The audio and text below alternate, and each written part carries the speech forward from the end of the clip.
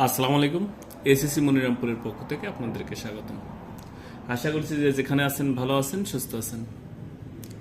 তো আমরা পর্দায় দেখতে পাচ্ছি এটা একটা এমসিকিউ করছেন। এটা হচ্ছে 2020 সালে ঢাকা বোর্ডে পড়েছে যে বার্ষিক শতকরা 5 টাকা হারে 500 টাকার 3 বছরের সরল মুনাফা কত। তো এই অঙ্কটা করার জন্য আমাদেরকে আগে সরল মুনাফা সূত্রটা জানতে হবে। সরল মুনাফা সূত্রটা কি আমরা একটু দেখব। সরল মুনাফা সূত্র হচ্ছে মুনাফা অর্থাৎ আয় PRN, মানে হচ্ছে এগুলোর মিনিংস জানবো। আয় সমান আছে ইন্টারেস্ট মানে মুনাফা, পি সমান আছে মূলধন,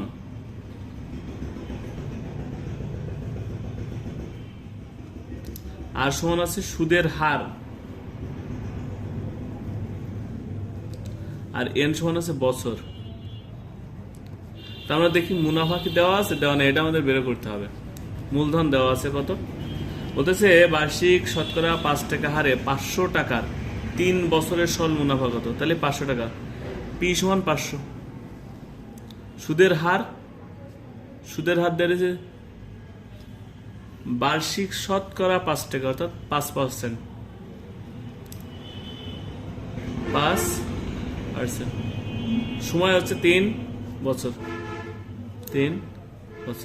আমরা এখন এগুলার মান বসাইলে আমাদের অ্যান্সার হয়ে যাবে। কিভাবে? পির মান আছে 500, আর এর মান হচ্ছে 5/100, আর এন এর মান আছে 5/100, আর এন এর মান হচ্ছে 3। এই শূন্য কাটবো, এই শূন্য, 5 5 25, 3 25 75, অর্থাৎ আমার মুনাফা হবে 75 টাকা। এটা বোঝার জন্য সময় লেগেছে, যখন একবার বুঝে যাব তখন এত সময় লাগবে না, কয়েক সেকেন্ডে হয়ে যাবে। ক্লিয়ার? তো আমরা পরের কোশ্চেনটা একটু লক্ষ্য করি যে আমরা পরের কোশ্চেনটা বুঝি কিনা। পরের কোশ্চেনটা হচ্ছে বার্ষিক শতকরা 7 টাকা সরল মুনাফার কোন মূলধন 2 বছরের সবৃদ্ধি মূল মানে কি? মানে সবৃদ্ধি মূল আছে মূলধন এবং সুদ মিলে যেটা হয় সেটাকে বলা হয় সবৃদ্ধি মূল। এত টাকা হলে মূলধন কত, অর্থাৎ সবৃদ্ধি মূলের সূত্রটা আমাদেরকে আগে জানতে হবে। সবৃদ্ধি মূল মানে হচ্ছে, সবৃদ্ধি মূলের সূত্রটা কি?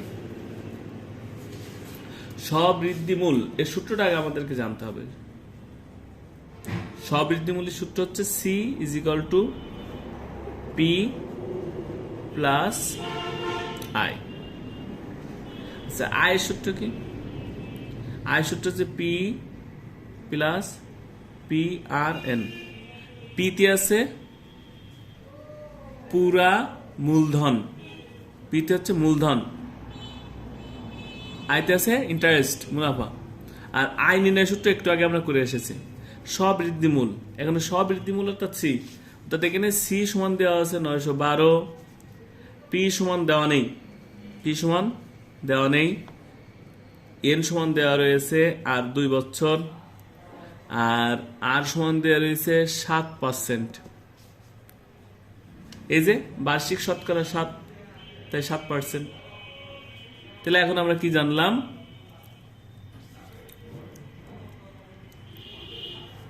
এখন আমরা মান বসাবো। সির মান কি? 912 বসাই দিব। তাহলে এই পাশে 912 = পির মান কি? দেওয়া নেই, তাহলে পি রেখে দেবো, যোগ PRN এর মান বসাবো।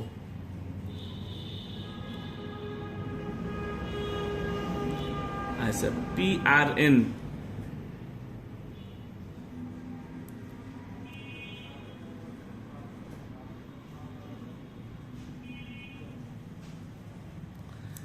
আমরা P কমান নিই, তাহলে কি থাকবে?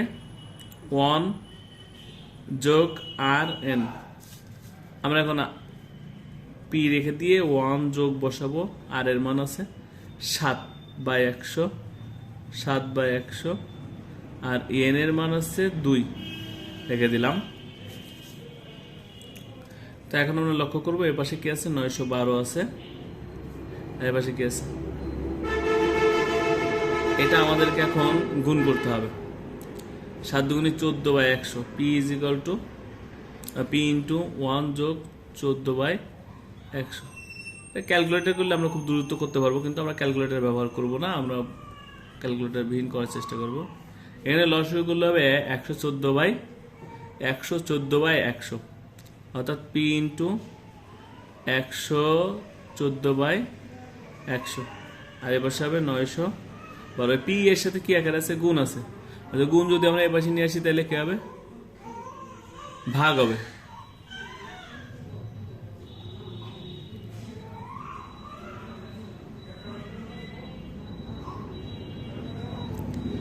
ভাগ করি, P এর পাশে রেখে দিলাম, 912 ভাগ 114/100,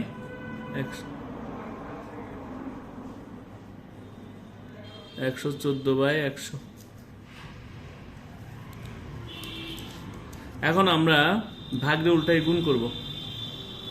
P = 912 গুণ 100/114। এখন এটা দিয়ে যদি আমরা এটা কাটি তাহলে হবে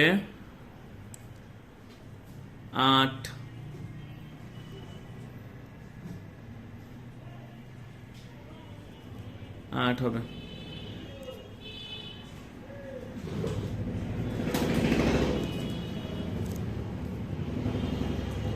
নয়শো 12 ভাগ 114, 8, তাহলে হবে 800, অর্থাৎ P = 800। আমাদের চেয়েছিল কি যে P নেই, P এর মান বের করতে বলেছে, অর্থাৎ যে মূলধন কত হবে, অর্থাৎ মূলধন হবে 800 টাকা।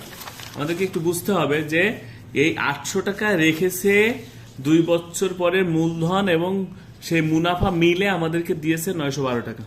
তাহলে মূলধন কত ছিল? 800 টাকা। এই 800 টাকা আমাদেরকে নির্ণয় করতে হবে। ক্লিয়ার? তো আমরা এখন আরেকটা অঙ্ক একটু দেখব।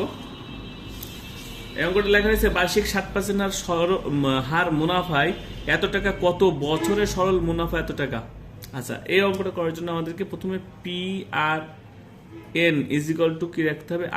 আয় রাখতে হবে। আয় মানে হচ্ছে মুনাফা সমান PRN। এবার এই অঙ্কে চেয়েছে কি? কত বছরে? বছর চেয়েছে n, তাহলে এই পাশে আমরা n রেখে দিয়ে এ পাশে নেব I/PR। এখন লক্ষ্য করি, আয় সমান দেওয়া আছে 273, তারপরে P সমান দেওয়া আছে 650, আর R সমান দেওয়া রয়েছে 7%। n বের করতে হবে, তাহলে n সমান আমরা বসাবো 273, 650 গুণ 7/100, 7/100, 0 0 কাটলাম। আচ্ছা, তাহলে আমরা এখন দেখি কি আসতেছে। n 273 এখানে যদি এখন করি 65/10, অর্থাৎ 65, আচ্ছা 5 দিয়ে কাটি, 5 নং 5 13, এখানে 13, একবারে ক্যালকুলেটর করলে আমাদের হয়ে যাবে, অথবা আমরা এখন কাটাকাটি করতে পারি। এখানে 5 দিয়ে যদি কাটি 5 দুগুণী 10, আর এখানে 5 13 65, 13 গুণ 7/2, ভাগ উল্টায় গুণ করলে হবে 2 7 3,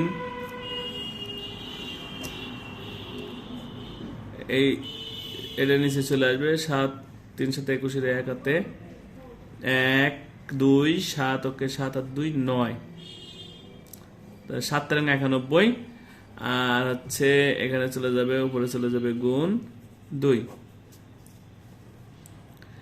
এখন আমরা 2 7 3 গুণ 2 ভাগ 91 যদি দিই উত্তর পেয়ে যাব 6 বছর। 6 বছর, 6 বছর। বুঝতে পেরেছি তো নাকি? এগুলো আরো দ্রুত করা সম্ভব।